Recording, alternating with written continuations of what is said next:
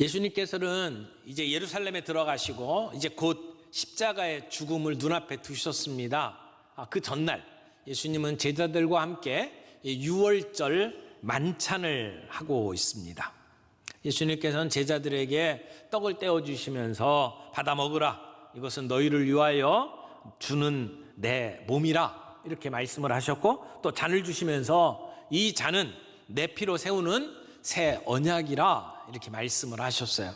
그리고 이를 행하여 나를 기념하라고 말씀하셨습니다. 오늘 주님께서 제정해 주신 이 성만찬의 의미가 무엇인지 우리들이 함께 나누면서 은혜를 나누기를 원합니다. 우리가 코로나로 음식을 함께 나누지를 못하도록 된 바람에 지금 한 2년이 넘도록 우리가 성찬식을 거행하지를 못했습니다. 그런데 이 성찬식은 우리 믿는 신앙에 있어서 해도 되고 안 해도 되는 것이 아니라 반드시 해야 될 정말 중요한 우리 성례입니다. 그래서 우리가 사모하는 마음으로 우리 성찬식을 준비하고 적어도 이번 상반기에 우리가 함께 이 성찬식을 꼭 갖기를 소원을 합니다. 우리가 회복해야 할 정말 중요한 부분이라고 생각을 하는데요. 오늘 이 말씀을 통해서 왜 성찬이 그렇게 중요한지, 이 성찬이 가지고 있는 의미가 무엇인지 함께 나누어 보기를 원합니다. 첫 번째 부분은 예수님께서 유월절 만찬을 가지십니다. 예수님께서는 왜 이렇게 제자들과 함께 유월절 만찬을 갖기를 원하셨을까요? 오늘 말씀 14절에 보니까 예수님께서 때가 이르매 예수께서 사도들과 함께 앉으사 이르시되 내가 고난을 받기 전에 너희와 함께 이 유월절 먹기를 원하고 원하였노라 라고 말씀을 해요. 여기 때가 이르매라고 이야기를 하죠. 때가 이르매. 이 때가 이르매라는 말을 들으면 늘 떠오르는 구절이 있잖아요. 갈라디아서 4장 4절 때가 참해, 이런 말씀이 나오는데, 거기에 나오는 때가 참해는 구약 시대부터 많은 선지자들이 예수님이 이 땅에 오실 것, 메시아가 올 것을 예언을 했고, 예수님께서 이 땅에 오시는 때가 다 찼다, 때가 참해, 400년 침묵 기간이 끝나고 이제 예수님이 오실 때가 되었다라고 할 때에 때가 찼다는 말이에요. 근데 오늘 본문에서 때가 이르매라고 하는 말씀은 이제 이 땅에 오신 예수님께서 우리의 구원을 위해서 십자가에 못 박혀 죽으실 때가 되었다라고 하는 거죠. 이 죽음을 눈앞에 두고 제자들과 함께 유월절 만찬 자리를 가지면서 이 예수님의 죽음의 의미가 무엇인지를 설명할 때가 되었다라고 하는 말씀입니다. 우리 인류의 모든 죄를 지시고 십자가에 못 박혀 죽으실 때가 된 것입니다. 예수님은 하나님께서 이렇게 마련해 놓으신 계획과 때에 따라서 움직이고 있는 겁니다. 예수님은 그러면서 이 고난이 있기 전에 지금 제자들과 함께 이 유월절 먹기를 원하고 원하셨다라고 말씀을 하셨습니다. 예수님은 왜 이렇게 유월절 만찬을 갖기를 원하셨을까요?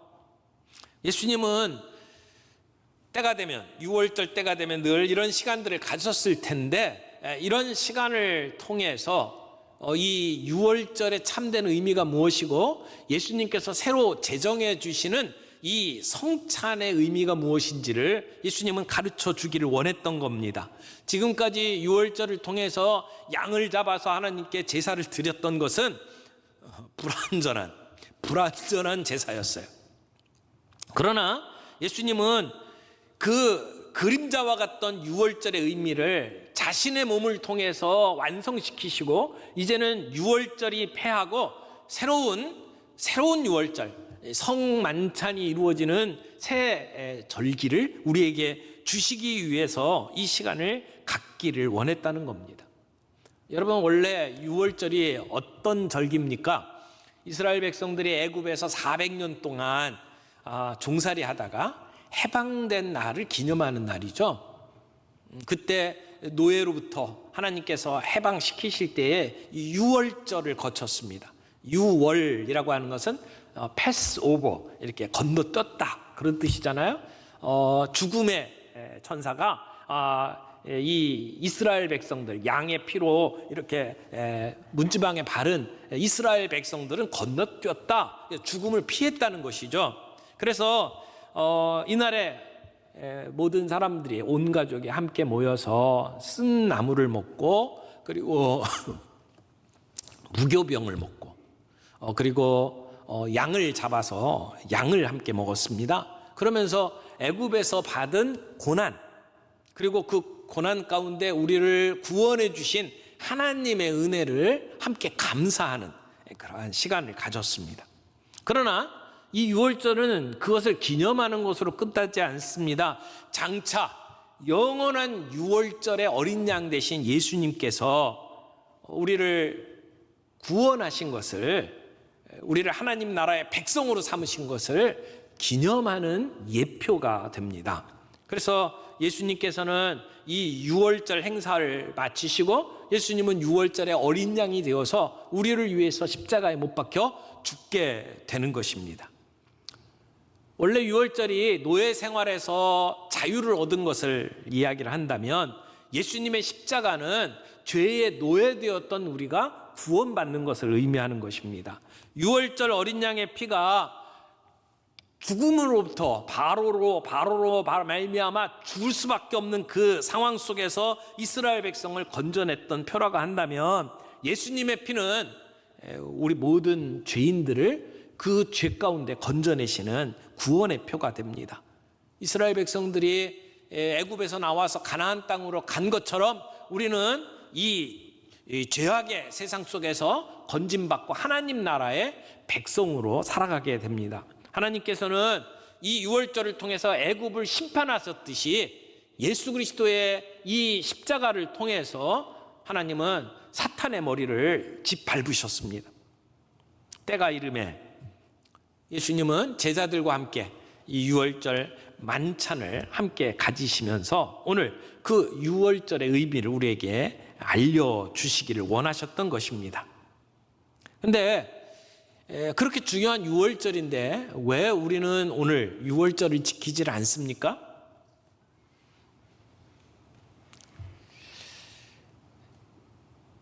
이 문제를 가지고 기독교 우리 교회를 비난을 하고 시비를 거는 이단이 있죠.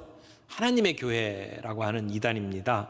이 사람들은 예수님께서 이렇게 유월절을 지키시고 또 유월절을 통해서 성만찬을 주셨다면 우리 교회가 유월절을 지켜야 되는 거 아니냐라고 이야기를 하면서 우리를 공격합니다. 언뜻 보면 이 사람들의 주장이 타당한 것처럼 보이지만, 그러나 예수님은 우리에게 이 유월절을 지키라고 말씀하신 게 아니고 이 유월절을 통해서 예수님이 이 땅에 오신 의미가 무엇인지를 우리에게 가르쳐 주기를 원하셨던 것이죠. 그리고 이 유월절이 마지막 유월절이 되도록 만드셨고, 예수님은 새로운 성만찬을 우리에게 절기로 우리에게 말씀해 주셨다고 말할 수 있습니다. 그러므로 우리는 유월절을 지키지 않아도 됩니다. 예수님이 친히 유월절의 어린 양이 되셨어요. 예수님이 친히 우리의 죄의 희생 제물이 되셨어요. 그래서 우리는 더 이상 양을 잡아서 제사를 드릴 이유가 없습니다. 초대교회도 유월절을 지키지 않았습니다. 모일 때마다 성찬식을 베풀었죠.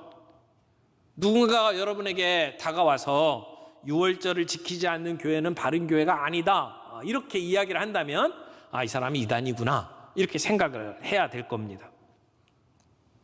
그런데 예수님께서는 16절에 이렇게 말씀하셨어요. 내가 너희에게 이르노니 이 유월절이 하나님 나라에서 이루기까지 다시 먹지 아니하리라. 이 말씀은 무슨 의미일까요? 이 유월절이 하나님 나라에서 이루기까지 다시 먹지 아니하리라. 이것은 예수님의 십자가와 부활 사건을 염두에 둔 말씀입니다. 그래서 유월절이 하나님의 나라에서 이룰 때까지는 다시 먹지 않을 것이라고 말씀을 하신 것이죠. 이 말씀 속에는 예수님이 곧 죽게 될 것이다 라고 하는 암시가 들어가 있어요. 그리고 예수님이 친히 6월절에 어린 양이 되셔서 그래서 희생되시고 그래서 6월절 만찬이 이제는 완성되었다라고 하는 것을 말씀을 하시고 예수님이 이제는 우리를 위해서 대속의 죽음을 기념하는 그러한 성만찬의 예식을 사람들이 이제부터는 지키게 될 것이다 라고 하는 것을 보여주는 말씀입니다. 예수님께서는 이렇게 떡을 주시면서 너희를 위해서 주는 내 몸이라고 말씀을 하셨어요. 이어서 잔을 주시면서 우리에게 그 의미를 또 이렇게 가르쳐 주셨습니다. 20절입니다. 저녁 먹은 후에 잔도 그와 같이 하여 이르시되 이 잔은 내 피로 세우는 새 언약이니 곧 너희를 위하여 붓는 것이라. 자, 이번에 함께 잔을 나누는 것은 이제 6월절 만찬 가운데 세 번째 잔을 나누는 것입니다. 이때 예수님께서 잔을 드시고 제자들에게 이렇게 나누어 주시면서 이 잔은 내 피로 세우는 새 언약이다 이렇게 말씀을 하셨어요. 자, 포도주 잔은 새 언약이다라고 말씀을 하신 거예요. 우리가 이 새 언약이라는 말을 좀 주목할 필요가 있겠습니다. 새 언약이라고 하면 그러면 옛 언약이 있다는 얘기잖아요. 옛 언약은 뭔가요? 하나님께서 이스라엘 백성들과 언약의 관계를 맺으셨어요. 그들을 하나님의 백성으로 삼으시고 언약을 맺으시죠. 그래서 아브라함과 언약을 맺을 때에도 그 짐승의 시체를 이렇게 반으로 잘라가지고 이렇게 벌려놓고 그 사이로 지나가면서 언약을 맺으셨어요. 그래서 이 약속을 지키지 아니하면 이 죽은 것 같이 이 동물이 죽은 것 같이 우리에게 죽음이 임할 것이다라고 하는 정도의 맹세를 하면서 언약의 관계를 맺으신 거죠. 이렇게 하나님께서는 이스라엘 백성들을 자기 백성 삼으시고 언약을 맺으시고 이들이 죄를 지을 때마다 짐승의 그 피를 가지고 제사를 지내도록 만드셨어요. 그들을 용서하시는 하나님의 방편으로 이 제사를 사용을 하신 것이죠. 그래서 구약시대 옛 언약의 핵심은 짐승의 피로 죄 용서받는 것이었습니다. 그러나 짐승의 피로 이렇게 죄 용서받는 이 제사는 앞으로 다가올 예수님의 제사를 미리 보여주는 그림자다 이렇게 말할 수 있습니다. 앞으로 올 완전한 언약, 그 언약을 가르쳐주는 예표라고 말할 수 있겠죠. 때가 되어서 하나님은 이 불완전한 그 제사 제도를 폐하시고 그리고 예수 그리스도의 피로 새 언약을 우리에게 허락을 하신 겁니다. 새 언약이 뭡니까? 흠도 없고 완전한 예수님의 피로 우리를 새 사람을 만들어 주시는 그런 언약을 우리에게 허락하셨다는 겁니다.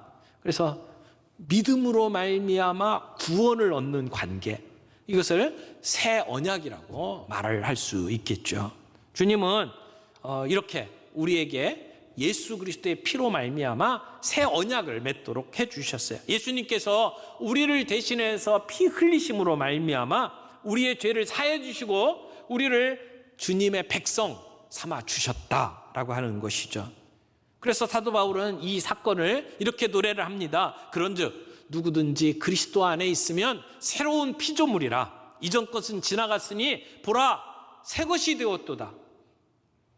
예수님께서 자신의 피로 세워주신 새 언약으로 말미암아 우리는 변화된 사람들이 되었어요. 새로운 피조물이 되었어요. 우리의 힘과 능력으로는 우리의 죄 문제를 해결할 수 없는데 예수님께서 자신의 피로, 자신의 죽음으로 우리의 죄의 문제를 해결해 주시고 우리를 구원해 주셨다는 말씀입니다. 예수님께서는 이렇게 몸을 내어주시고 피로 새 언약을 세워주셨어요. 그리고 뭐라고 말씀하셨어요? 이것을 행함으로 기념하라 라고 말씀을 하셨습니다. 그래서 오늘 우리가 마지막 부분 살펴볼 것은 주님이 기념하라고 명하셨는데 이 기념하라는 말이 무슨 말인지 좀 함께 살펴보기를 원합니다. 자, 일을 행하라, 일을 행함으로 기념하라 라고 말씀을 했는데, 예수님이 지금 하셨던 것 같이 똑같이 하라고 하는 말씀이잖아요. 그래서 우리는 이 예수님이 보여주셨던 이 성만찬을 우리는 계속 반복합니다. 그래서 어떤 교회는 모일 때마다 매주마다 이 성만찬을 해요. 그런데 우리 개혁교회에서는 매주 하지 않고 1년에 한 3번, 4번 정도 이 성만찬을 거행을 합니다. 너무 자주 하다 보면 우리가 식상하게 대하고 이 의미를 제대로 우리가 생각하지 못하고 그냥 습관이 될 가능성이 높다라고 생각을 해서 우리가 1년에 몇 번 이렇게 이 성만찬을 합니다. 그러나 제 생각은 할 수 있는 한 자주 하면 좋겠다라고 하는 생각을 합니다. 이 성만찬은 우리로 하여금 예수 그리스도의 십자가를 기억하게 만드는 효과가 있기 때문에 그렇습니다. 여기 기념하라라고 하는 말은 기억하라라고 하는 의미를 갖고 있죠. 그래서 성만찬을 행할 때마다 우리의 죄를 대신해서 우리를 위해서 죽어주신 예수님을 다시 기억하는 것입니다. 그런데 단순히 우리를 위해서 죽어주셨던 그 예수님을 기억하면서 우리가 무슨 슬퍼하거나 그것을 다시 되새기는 정도로 머물기를 원하는 것은 아니라고 생각을 합니다. 예수님의 그 십자가의 사건에 우리가 함께 동참하기를 원하시고, 예수님의 그 십자가의 사건을 세상 속에 우리가 이런 행동으로 선포하기를 원하시는 것이라고 생각을 해요. 여러분, 우리는 늘 이렇게 시공간의 제약을 받고 살아가는 사람들이잖아요. 우리는 그래서 이렇게 만지는 것이 필요하고요, 눈에 보이는 게 필요해요. 그냥 듣는 것만이 아니고 뭔가 이렇게 볼 수 있는 것이 훨씬 더 우리에게 오랫동안 기억에 남습니다. 우리는 자주 잊어버려요. 정말 중요한데도 자꾸 잊어버려요. 그래서 다시 상기시킬 필요가 있고 다시 기억할 필요가 있습니다. 그래서 하나님께서는 우리에게 이런 것들을 다시 기억하도록 기억의 리듬을 주기 위해서 우리에게 이런 제도를 주셨고, 그런 것을 통해서 다시 기억하도록 만드셨습니다. 그래서 어떤 사람은 이 성만찬을 가리켜서 보는 설교다 이렇게 표현을 하기도 했어요. 우리가 함께 말씀을 나눌 때 우리가 귀로 듣잖아요. 근데 이 성만찬은 우리가 직접 손으로 만지고 이렇게 먹고 이러면서 경험을 하도록 만들어주는, 그래서 보는 설교다 이렇게 표현을 하기도 했습니다. 우리말 가운데 백문이 불여일견이다 이런 말도 하잖아요. 눈으로 보는 게 굉장히 중요하다는 얘기죠. 그런데 오늘 예수님께서 우리를 위해서 돌아가셨다라고 하는 것을 얘기를 듣는 것보다 함께 떡을 떼고 잔을 나누면서, 그래서 함께 먹고, 그래서 우리의 식도를 따라서 이렇게 내려가고, 그런 모든 경험을 통해서 예수님의 십자가의 그 죽음을 우리가 함께 경험하기를 원하신다는 것이죠. 그래서 구체적으로 기념하라라고 하는 얘기는 예수님이 우리를 위해서 행하신 모든 삶과 그 죽음을 기념하라고 하는 거예요. 그런데 그 기념한다라고 하는 말의 의미 속에는 저는 이 참여한다라고 하는 의미가 담겨 있다고 생각을 합니다. 단순히 기억하는 것만이 아니라 그분의 삶과 그분의 죽음에 우리가 함께 참여하는 것이다 라고 하는 것이죠. 우리가 이렇게 행동으로 경험을 하면서 그 주님의 죽음에 참여할 수 있습니다.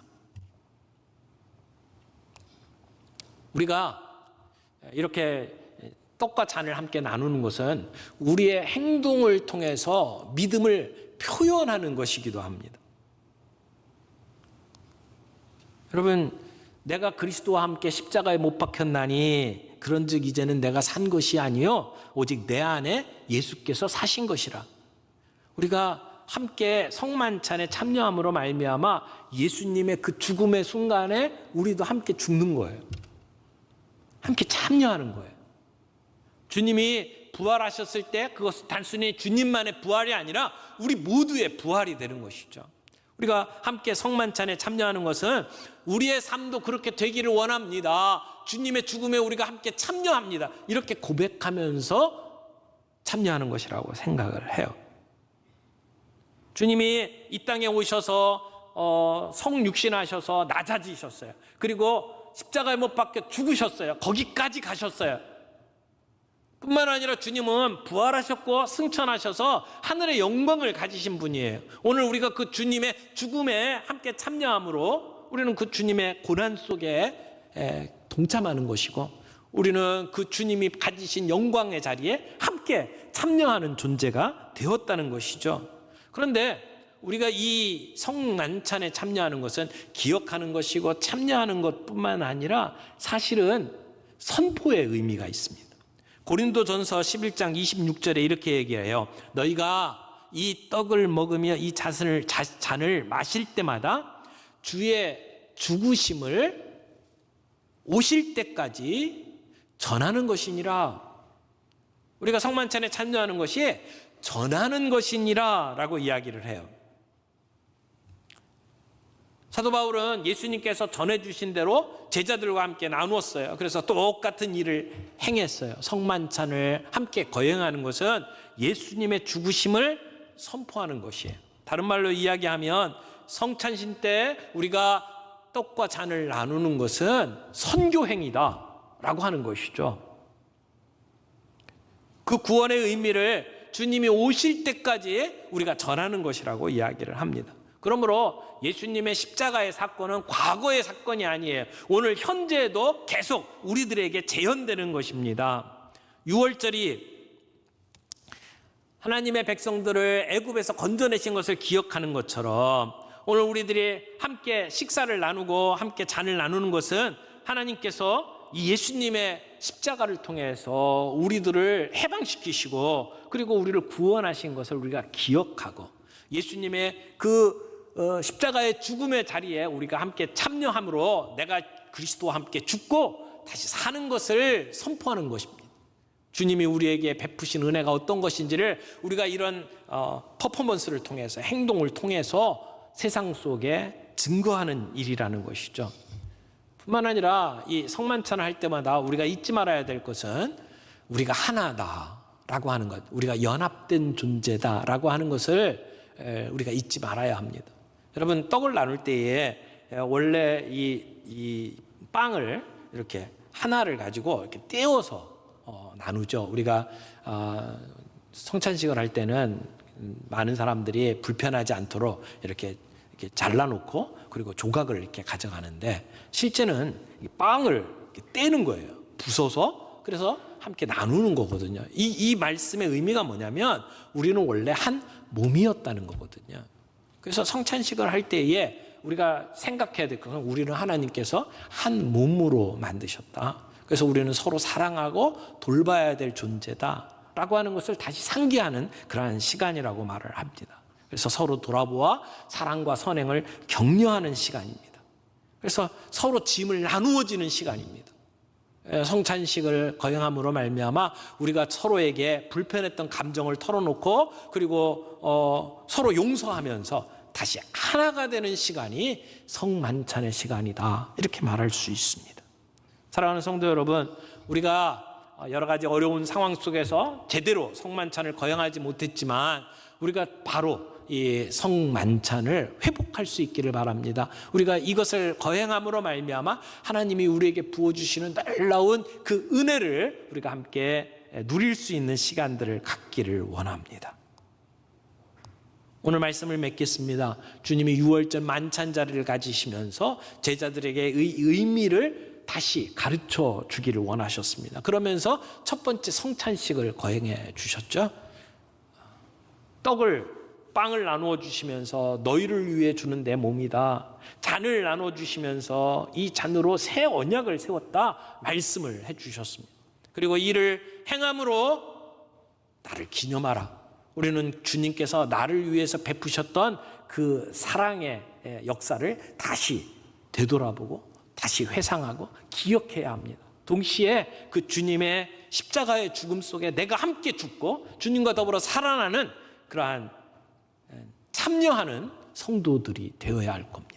그걸 믿음으로 받아들이는 저희들이 되어야 하고 그리고 세상을 향해서 그 주님의 십자가를 선포하는 귀한 일에 저희 모두가 함께 쓰임받는 우리 공동체가 되기를 원하고 빵이 원래 하나였던 것처럼 우리 모두가 주님의 몸된 교회의 지체들이구나라고 하는 것을 기억하면서 서로 사랑하고 용서하고 고백하면서 우리의 믿음 생활을 주님 안에서 든든히 세워가는 아름다운 성찬 예식이 되기를 바랍니다.